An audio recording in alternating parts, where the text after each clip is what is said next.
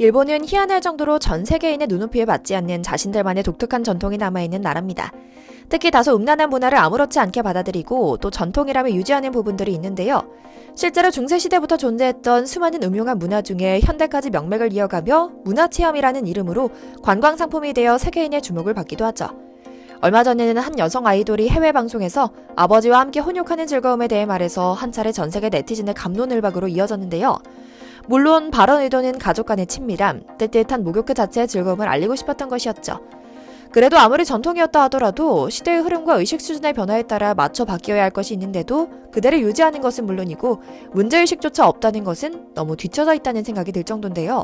심지어 이 혼욕, 혼탁 문제가 세계적인 외교 문제로 불거진 것은 처음이 아닙니다. 세속주의 이슬람을 표방한 국가인 튀르키예가 공식적으로 문제를 제기했는데 해결되지 않은 채 명맥을 유지하고 있는 겁니다. 그나마 세속주의 국가는 이 정도의 외교 문제로 풀어가려고 하지 원리주의로 빡세게 믿는 나라가 문제 제기했으면 더 큰 문제로 번질 것 같은데요. 문제는 최근 일본 예능 프로그램에서 전통 혼탕을 주제로 우스갯소리를 하며 터키 이름을 들먹었고 이에 터키 대통령까지 일본을 향해 맹비난을 퍼부는 양상이 되고 있다는 점입니다. 물론 각 나라마다 전통 문화가 있고 역사와 환경에 따라 문화도 이어져 온 만큼 특정 문화가 좋다 나쁘다 평가할 수는 없지만 보편적인 인권을 해치고 일반적인 현대인의 삶의 방식에 완전히 대치되는 전통인 일본의 혼용 문화에 대한 이야기를 역사와 갈등 중심으로 전해드리려고 합니다. 잠시 저희 광화문 브리핑 구독 설정도 부탁드리고요. 앞서 말씀드린 대로 전통 문화에 대해 좋다 나쁘다 없어져야 한다는 생각이나 말을 하는 것은 여러분처럼 의식 있는 문화 시민들이 해서는 안 될 일입니다. 다만 전 세계인과 함께 어울려 사는 세계화 시대에 적합하지 않은 기본적인 인권에 비하는 전통 문화는 존중하기 어려운 것들이 있는 겁니다. 중국에서 여성의 작은 발을 미의 기준으로 삼아서 만들어졌던 전종 문화와 이슬람의 여성 취업, 운전, 결혼 전 연애 금지가 대표적인 사례인데요. 일본에는 혼용 문화가 바로 대표 사례입니다. 일본은 이젠 아니다, 노인들만 좋아한다고 언론 플레이를 펼치고 있지만 사실은 일본인들은 여전히 혼탕을 즐기고 또 아낍니다. 각종 방송에서 혼탕을 즐기는 모습을 심심찮게 보여주고 있고 남탕 여탕 할 것 없이 젊은 세대까지 혼탕을 즐기는 모습은 이들에게 낯선 모습이 아닙니다. 사실 일본의 혼용 역사는 매우 오래됐습니다. 일반적으로는 사무라이의 시대라고 불리는 에도 시대, 14세기 이전부터 존재한 것으로 알려져 있는데요. 심지어 맞서는 혼욕탕에서 보는 경우도 많았다고 할 정도입니다. 서로의 알몸을 보면서 몸에 이상이 없는 거를 체크했더나요?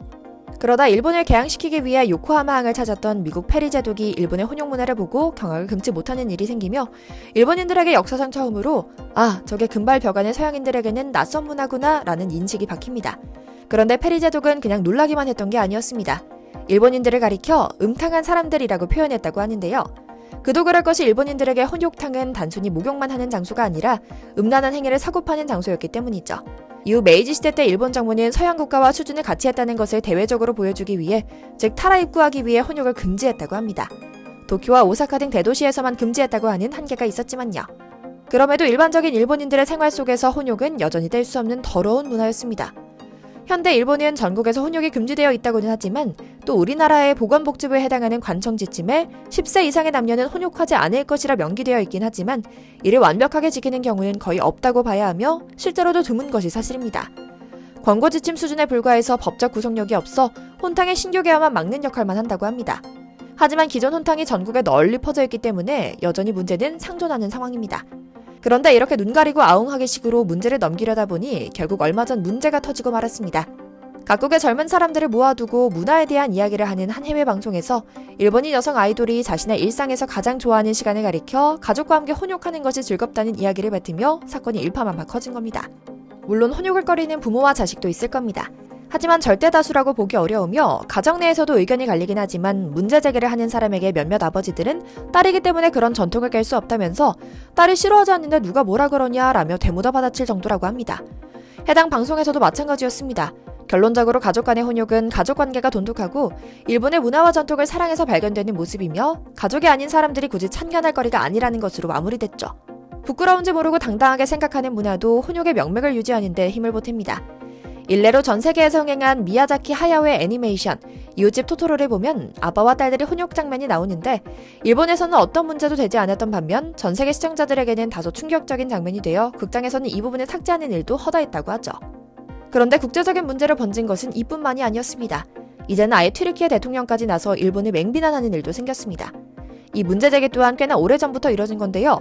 전통 참 좋아하는 일본인들 덕분에 아직도 해결되지 못한 채 문제로만 남아있는 상황이죠. 바로 터키탕인데요.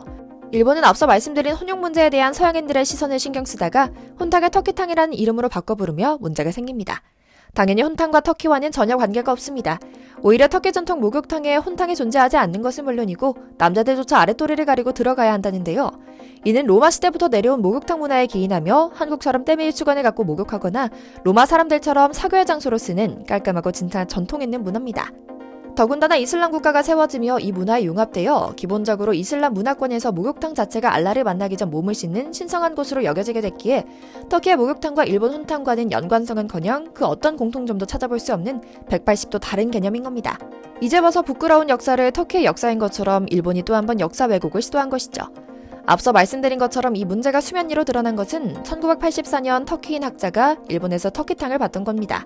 당연히 터키탕의 실체를 알게 된 이 터키인 학자는 경악을 금치 못했고 곧바로 본국으로 돌아가 해당 사실을 알렸는데요. 결국 터키 정부와 주 일본 터키의 대사관을 통해 일본 정부에게 강력히 항의하면서 이 문제는 외교 문제로까지 비화되기 시작합니다. 물론 일본은 이번에도 터키 측에 사과하는 척을 하며 혼욕시설의 이름을 터키탕에서 소프랜드로 바꿀 것을 권고했는데요. 혼욕 금지 조항처럼 해당 사항은 권고사항이었을 뿐 강제가 아니었죠. 게다가 추후 아무런 사후 대처도 존재하지 않아 일본 정부의 공고는 사실상 유명무실한 조치였죠. 그래서 수십 년이 지난 지금까지도 일본을 찾은 수많은 외국인 관광객들은 혼용 문화를 일본이 아닌 터키의 문화라고 생각한다고 하는데요. 이 때문에 일본을 찾았던 수많은 외국인들은 터키의 잘못된 문화가 일본으로 들어왔다며 일본이 아닌 터키를 비난하고 있는 모습도 심심찮게 찾아볼 수 있죠. 결국 에르도안 대통령이 일본의 총리에게 직접적으로 해당 문제를 언급할 만큼 사건의 심각성은 더해져갔지만 일본은 여전히 묵묵부답으로 일관하고 있는데요. 뒤늦게 터키인들의 노력으로 진실을 알게 된 해외 네티즌들은 역시 일본 말은 믿을 게 못 된다. 이제 일본에서 보고 들은 모든 것이 신뢰가 안 간다라며 일본을 맹비난하고 나서지만 아직도 수많은 외국인들은 여전히 해당 문화가 터키일 거라 오해를 하고 있는 상황입니다. 자신들의 좋지 않은 문화를 서서히 없애고 계도하는 노력을 펼치기는커녕 오히려 남의 나라 문화라 왜곡시킨 일본 정부와 일본인들, 타인에게 폐를 끼치지 않고 평화를 사랑하는 민족이라는 단어는 일본 사람들이 스스로를 설명할 때 쓰는 표현입니다. 하지만 이미 지구 곳곳에는 일본에 의한 피해가 곳곳에서 발견됩니다. 전 세계인 그 누구도 하지 않는 고래잡이를 일본 단 하나만 모든 비난을 무시한 채 강행하고 있습니다. 고래고기 안 먹으면 어떻게 되나요? 혼용 문화도 똑같습니다. 자국의 음흉한 문화를 이슬람 문화로 동갑시키며 스스로는 이를 또 자랑스러운 전통이라 이야기하는 일본이 세계에서 온갖 민폐를 끼치고 있습니다. 발전이 앞서 물가가 40년째 유지되자 외국 관광객들이 싸다고 생각해 몰려든 것에 대해 외국인만 가격을 다르게 매기자는 차기적인 발색을 해낸 일본이 과연 우리 시대에 우리와 같은 수준의 사고를 하는 사람들일까요? 하루빨리 민폐를 멈추고 문명화되길 기원하며 오늘 영상 마치겠습니다. 저희 광화문 브리핑 구독, 좋아요도 부탁드리고요. 시청해주셔서 감사합니다.